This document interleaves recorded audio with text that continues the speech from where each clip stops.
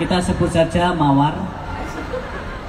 Seharusnya baik-baik saja, tapi aku sudah merencanakan kematian diriku.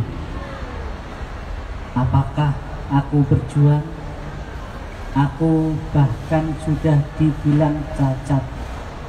Aku ke psikiater cuma kontrol, tapi aku tak tahu dekat atau lama tanganku akan mengakhiri hidupku.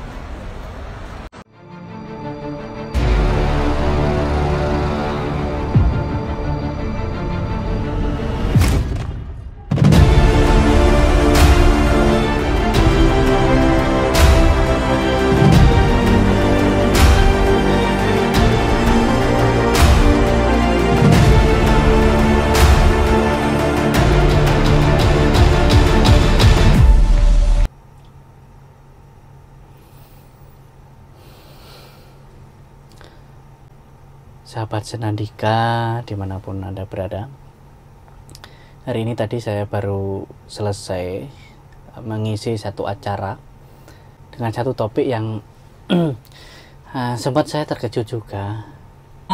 Kita sebut saja Mawar. Seharusnya baik-baik saja, tapi aku sudah merencanakan kematian diriku.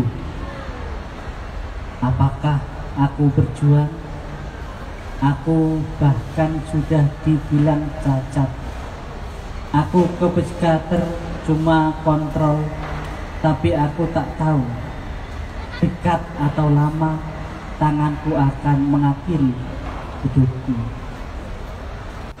Dengan topik ini bukan masalah topiknya, tapi respon dari anak-anak muda. Topiknya tentang Gen Z atau generasi Z ya. Generasi Z itu kalau nggak salah tadi katanya anak-anak yang kelahiran dari 97 ya. Dari 97 sampai sekarang itu dibilang generasi Z. Nggak tahu kenapa ya dibilang generasi Z, atau mungkin Z itu angka terakhir atau generasi akhir zaman atau bagaimana.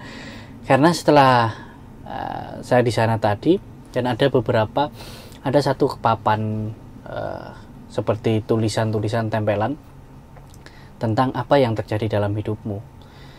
Saya membaca satu dan menjadi pembahasan, yaitu salah satu orang menulis dengan, saya merasa hidup ini sudah tidak enjoy lagi, tidak mungkin bisa dikatakan saya akan berusaha mempersiapkan tangan saya untuk kematian saya sendiri. Bahasa kasarnya, saya sudah bersiap untuk bunuh diri gitu.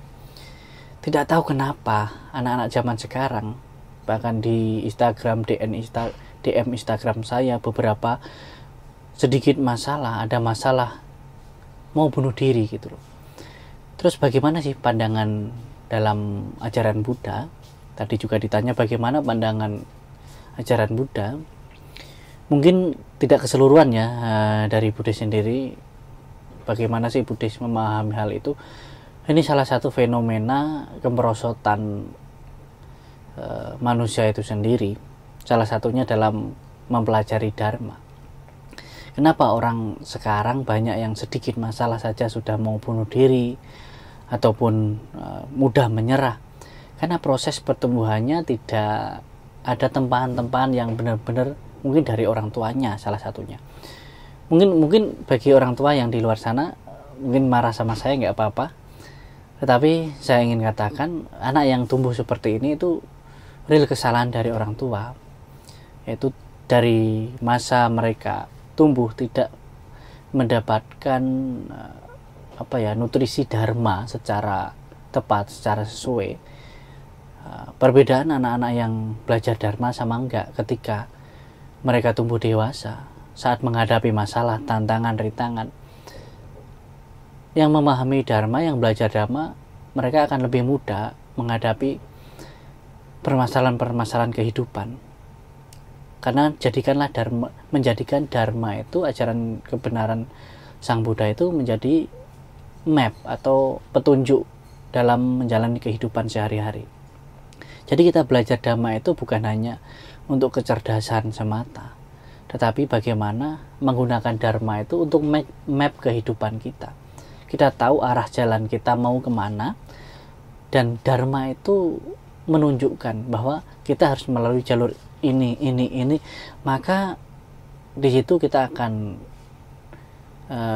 lebih mudah lebih mudah sampai pada tujuan kita. Walaupun rintangan ada, tetapi kita ada hal-hal yang memang bisa menjadi solusi, yaitu dharma itu sendiri. Mungkin ketika ada rintangan, kita dapat dengan kesabaran, kita dengan kesadaran, kita dengan mungkin menempah hidup kita dengan berkebajikan. Hasil dari berkebajikan, dari sila, dari meditasi itu dapat mempermudah tantangan dan rintangan dalam hidup kita. Kalau mungkin yang nggak ada wawasan sama sekali tentang dharma, ketika menghadapi tantangan dan rintangan, seolah-olah hidupnya sudah tidak bermakna, tidak berarti, saya tidak bisa. Ini yang saya temui tadi, beberapa anak muda yang menulis hal tentang itu. Mereka mudah menyerah hanya karena tidak bisa merealisasikan sesuatu seperti orang lain. Dia ingin menjadi seperti orang lain. Dituntut orang tuanya harus menjadi seperti anak tetangga. Nah, ini juga salah satu hal yang harus diketahui orang tua, bahwa setiap anak itu mempunyai potensi masing-masing, kualitas masing-masing. Jangan selalu harus seperti anak tetangga atau anak orang lain pencapaiannya. Kadang-kala anak tidak menolak, anak menjalankan apa yang diharapkan orang tua itu, nurut orang tua, tetapi menjalaninya dengan terpaksa, menjalani terpaksa. Dan ketika tidak mampu, tidak kuat, maka anak itu akan merasa tadi, mungkin bunuh diri salah satu cara. Nah, ini hal-hal yang mungkin harus dipahami oleh orang tua juga. Dan kepada si anak, konsep kita berbakti kepada orang tua, nurut kepada orang tua, tidak selalu apa yang diinginkan orang tua itu kita harus iya.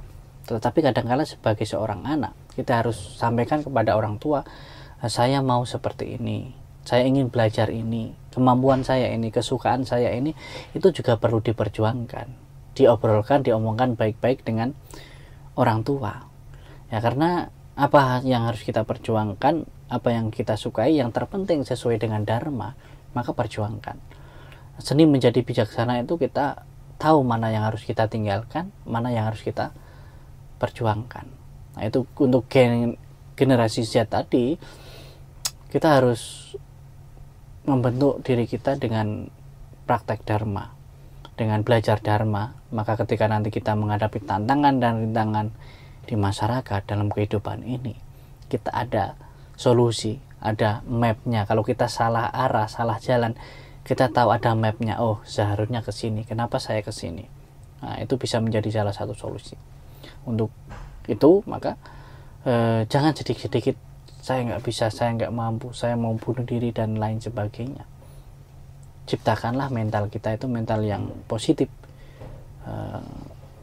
aspirasi-inspirasi yang positif ke dalam diri kita. Jangan terbiasa mungkin mengeluh, mungkin sedikit-sedikit bilang susah, bilang sulit.